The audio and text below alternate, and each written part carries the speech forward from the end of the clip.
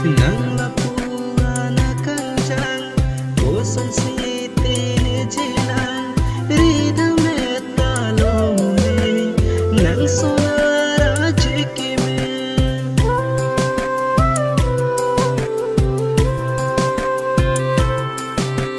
Nang raji puan kime, nang lamjak puan kangkir, kau ngataya bene suapir.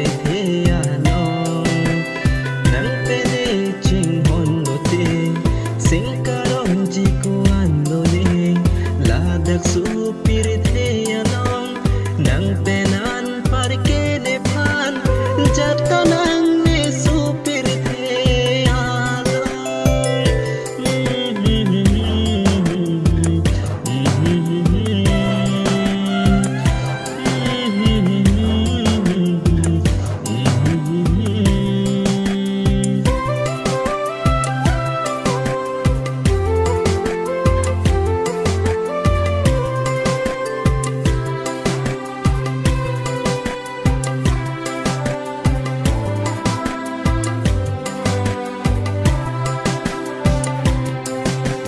Ranam ranita idon, idum kacing honalong, kai kita nan lelidung, duvera son tebong.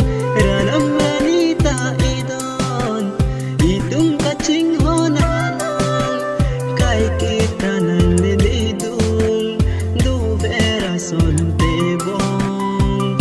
Singkarong jiku angone.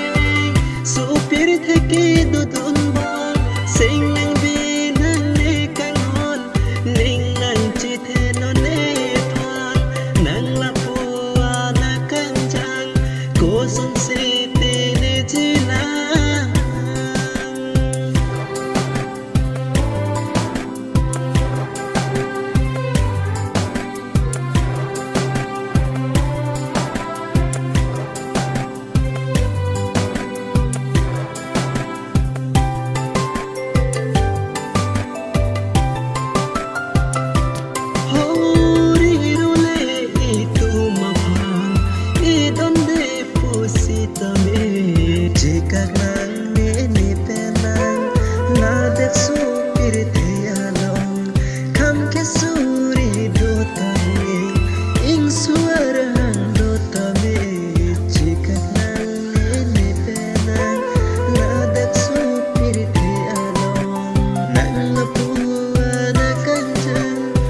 Some